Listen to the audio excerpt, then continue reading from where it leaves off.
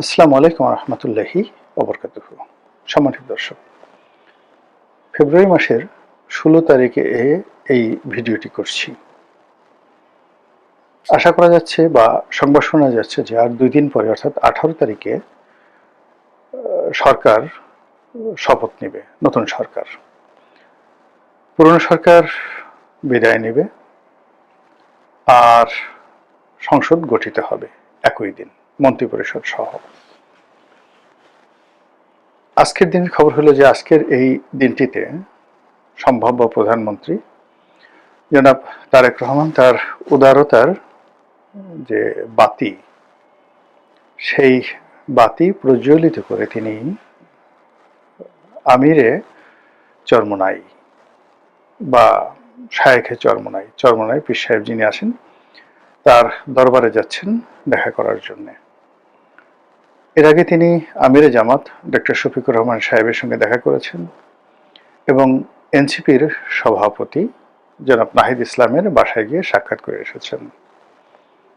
তার এই উদারতা নিয়ে সারা বাংলাদেশে আলোচিত হচ্ছে এবং সবাই বলার চেষ্টা করছেন যে তিনি নতুন একটি যে ট্রেন্ড চালু করলেন বাংলাদেশে, এটি বাংলাদেশের রাজনীতির যে সভ্যতা, ভব্যতা, সৌজন্যতা, এটাকে বহুদূর এগিয়ে নিয়ে গেল। ইতিপূর্বে এটা কখনো হয়নি। তারেক রহমান সাহেব তারুণ্যের রাজনীতির মাধ্যমে যে উদারতা প্রদর্শন করলেন এবং তার রাজনৈতিক জীবন যখন রাষ্ট্রীয় কর্মে নিয়োজিত হতে যাচ্ছে, ঠিক সেই সময়টিতে তার এই বিনয়, তার এই ভদ্রতা, তার এই সৌজন্যতা হয়তো রাজনীতির ইতিহাসে স্বর্ণাক্ষরে লেখা থাকবে যদি তার প্রতিপক্ষ তাকে ওইভাবে সম্মান করে। অন্যদিকে খবর হলো যে ইতিমধ্যে ডক্টর মোহাম্মদ ইউনূসের একজন বিশেষ সহকারী প্রতিমন্ত্রীর পদমর্যাদায় তিনি দেশ ছেড়ে পালিয়েছেন। আর আজকের দিনে চাউর হয়ে আছে যে আরো 2 জন উপদেষ্টা তারা দেশ ত্যাগ করার জন্য বা বিদেশ যাওয়ার জন্য এয়ারপোর্টে বসে আছেন বা চলে গেছেন। আমি তাদের 2 জনের নাম বললাম না, এবং তারা 2 জন যে যাবেন এটা গতকাল রাতেই একজন প্রবাসী সাংবাদিক, যিনি সবসময় ডিজিএফআই এর সঙ্গে ভালো সম্পর্ক রাখেন এবং তাদের কাছ থেকে তরতাজা তথ্য নিয়ে তিনি দেশবাসীকে জানান। তো তিনি জানিয়েছিলেন যে 2 জন উপদেষ্টা বাংলাদেশ ত্যাগ করতে পারে। তো এই যে একটি অবস্থা, সেই অবস্থাতে আগামী 7 দিন কেমন যাবে? এখন সেই 7 দিন আজকে থেকে 7 দিন হতে পারে, অথবা নতুন একটি সরকার গঠন করার পর সেই সরকারের প্রথম কার্য দিবসগুলো যদি আমরা হিসাব করি 1, 2, 3, 4, 5, 6, 7, সেই 7 দিন কেমন যাবে সেই বিষয়গুলো নিয়ে মূলত আলোচনা করব, জাস্ট অনুমান নির্ভর। আপনারা ইতিমধ্যে জানেন যে সারা বাংলাদেশে নানা রকম ঘটনা ঘটছে। যারা সংসদ সদস্য নির্বাচিত হয়েছেন তার মধ্যে বেশ কয়েকজন সংসদ সদস্য, এর মধ্যে 2 জনই আমার খুব ঘনিষ্ঠ। একজন আমার খুব ঘনিষ্ঠ বন্ধু, তিনি মিস্টার নিজাম, নোয়াখালীর একটি আসনের সংসদ সদস্য, 9ম পার্লামেন্টে ছিলেন। আরেকজন সংসদ সদস্য, তার নাম মানিক, যিনি কাকড়া মানিক হিসেবে সমধিক পরিচিত, আমার অত্যন্ত স্নেহভাজন ছোট ভাই। খুবই ভালো সম্পর্ক আমাদের 2 জনের মধ্যে। 2 জনের সঙ্গে মানে নিজামের সঙ্গে আমার সম্পর্ক হলো দীর্ঘদিনের, আর মানিকের সঙ্গে আমার সম্পর্ক দীর্ঘদিনের না হলেও আন্তরিকতাটা মনে হচ্ছে যে আমাদের মধ্যে যুগের পর যুগ ধরে ভালো সম্পর্ক। এই 2 জনের দুটো কর্ম ব্যাপকভাবে প্রশংসিত হয়েছে। মানিক তার এলাকায় নির্বাচিত হওয়ার পরপরই নিজের দলের বেশ কয়েকজন নেতা কর্মীকে তিনি পুলিশে দিয়েছেন। এটি ব্যাপকভাবে চাপ পড়তে দূরের কথা, সারা বাংলাদেশে এটি প্রশংসিত হয়েছে যে না, বিএনপি যাদেরকে সিলেক্ট করেছে, মানিকের মতো সংসদ সদস্য কিংবা নিজানের মতো সংসদ সদস্য, এরা যদি থাকে দলে তাহলে সেই এলাকায় চাঁদাবাজি হবে না। আবার অন্যদিকে নিজান যেটি করেছেন সেটি হলো তিনি অ্যারেস্ট করার চাইতেও আরেকটু বেশি এগিয়ে গিয়েছেন। তিনি নিজে বাদী হয়ে এলাকার যে তার দলের যারা নেতাকর্মী চাঁদাবাজ বলে পরিচিত, কুখ্যাতি অর্জন করেছেন, এরকম প্রায় 20-25 জনের বিরুদ্ধে তিনি মামলা করেছেন। এর বাইরে বিভিন্ন এলাকাতে চাঁদাবাজদের সঙ্গে আর সংসদ সদস্যদের সঙ্গে ভীষণ রকম দ্বন্দ্ব সংঘাত শুরু হয়ে গেছে, এবং এই দ্বন্দ্ব সংঘাতে চাঁদাবাজারে টিকে থাকে না এমপিরা টিকে থাকে সেটি দেখার বিষয়। এটি গেল বিএনপির। অন্যদিকে জামাতের যারা লোকজন আছে তারা সঙ্গত কারণে ধরে নেওয়া হয় তারা চাঁদাবাজির সঙ্গে জড়াবেন না, চাঁদাবাজির সম্পর্কে তারা উচ্ছ্বসিত কণ্ঠে এর বিরোধিতা করবেন, এবং বিএনপির চাঁদাবাজির মাধ্যমে দেশের কি ক্ষয়ক্ষতি হয়েছে সেটি সংসদের ভিতরে এবং বাইরে দরাজ দিলে এবং বুলান্ত কণ্ঠে তারা সেটা প্রচার করতে থাকবেন। আগামী 7 দিন এটা সবার আগে হবে।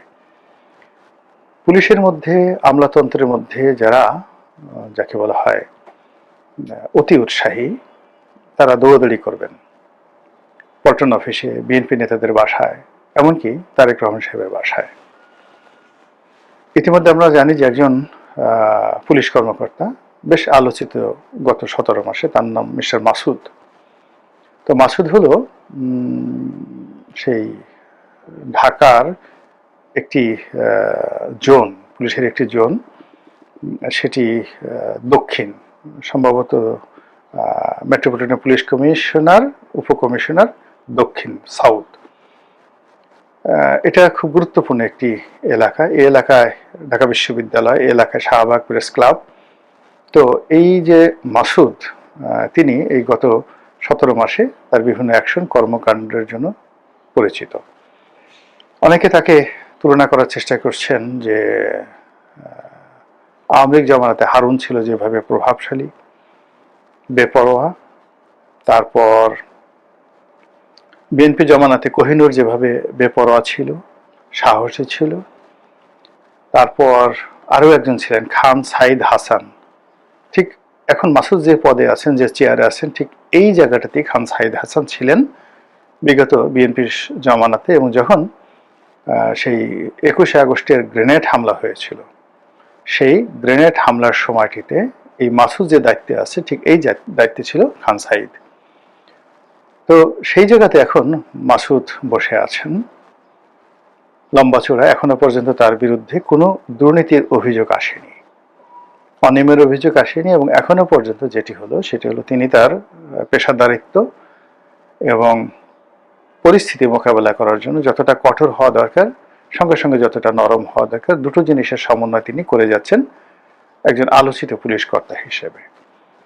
কিন্তু এর মধ্যে যেটা ঘটেছে সেটা হলো যে তিনি সম্প্রতি বিএনপির একটি অনুষ্ঠান, সেটা সম্ভবত হোটেল ইন্টারকন্টিনেন্টালে হয়েছে, এবং ইন্টারকন্টিনেন্টাল মানে রমনা পার্কের সাথে, এবং এটা মাসুদের এলাকার। তো মাসুদ সেখানে গেছেন, যাওয়ার পরে তারেক রহমান সাহেবের সঙ্গে তার দেখা হয়েছে, এবং তারেক রহমান সাহেব মাসুদের কাঁধের উপর হাত রেখেছে।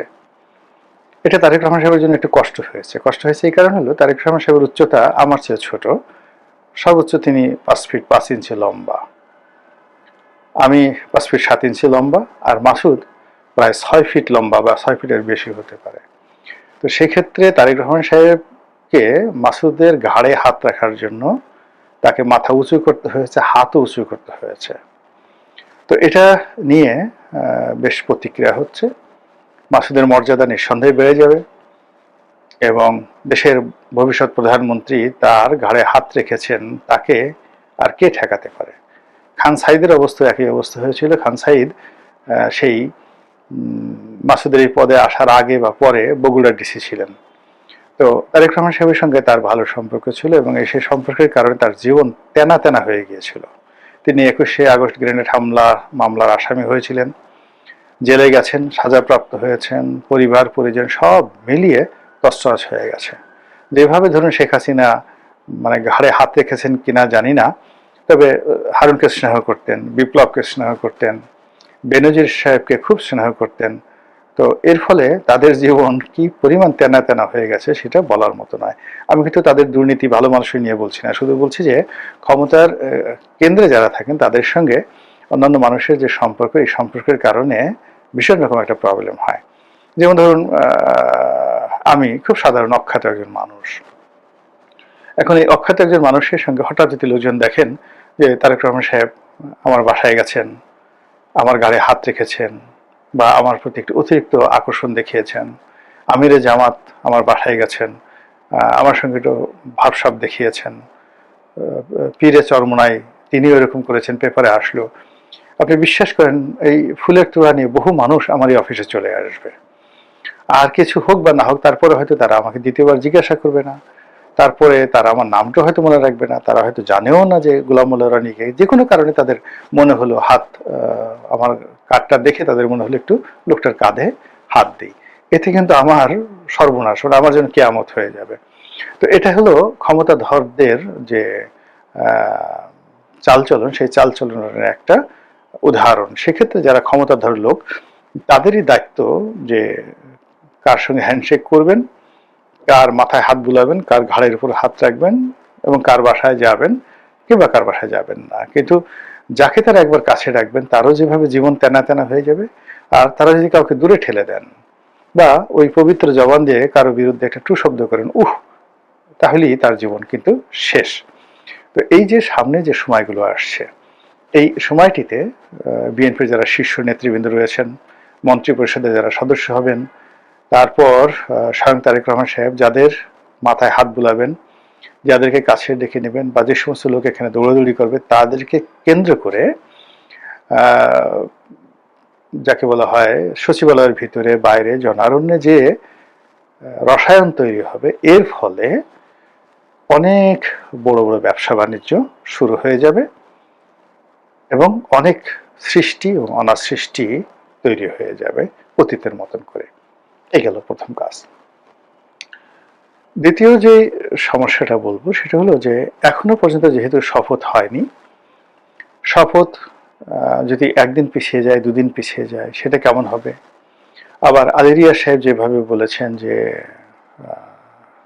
এখানে সংসদ সদস্যরা দুইবার শপথ নেবেন, প্রথম শপথ হলো সেই কনস্টিটিউশনাল অ্যাসেম্বলির সদস্য হিসেবে, আর দ্বিতীয় শপথ হলো সংসদ সদস্য হিসেবে। এখন এটা আমাদের সংবিধানে নেই, বা এটা আমাদের যে রুলস অফ বিজনেস এটা তো নেই। এখন এটা করতে গিয়ে সরকারের সঙ্গে, মানে বর্তমান অন্তর্বর্তীকালীন সরকারের সঙ্গে যারা নির্বাচিত সংসদ সদস্য তাদের যে মতদ্বৈততা কোন পর্যায়ে থাকবে, এটা নিয়ে কিন্তু আমি যথেষ্ট আতঙ্কিত। এর কারণ হলো আলেরিয়া সাহেব যেটা বলেছেন সেটা জামাতের আমির বা আমিরের জামাত এটা বলেছেন যে এরকমই হওয়া উচিত, আর বিএনপির পক্ষ থেকে এ ধরনের কোনো কিছু বলা হয়নি। যেহেতু বিএনপি নিরঙ্কুশ সংখ্যাগরিষ্ঠতা লাভ করেছে, ফলে যে নোট অফ ডিসেন্টগুলো তারা দিয়েছে সেগুলো সহ জুলাই সনদের শর্তসমূহ এবং সংবিধান সংশোধন বা সংস্কার কমিশনের সুপারিশগুলো যদি তাদেরকে পাশ করতে হয়, তাহলে বিএনপি এবং জামাতের মধ্যে আসলে ক্ষমতা রাজনীতিতে তেমন কোনো পার্থক্য থাকবে না, বরং জামাত সুবিধাজনক অবস্থায় থাকবে। তো এই যে ঘটনাগুলো এটা আগামী 7 দিনের মধ্যেই ঘটে যাবে। এরপর ভারত থেকে মেহমানরা আসবেন সরকারের শপথ গ্রহণ অনুষ্ঠানে, পাকিস্তান থেকে নিঃসন্দেহে আসবেন, আর অনেক দেশ থেকে আসবেন।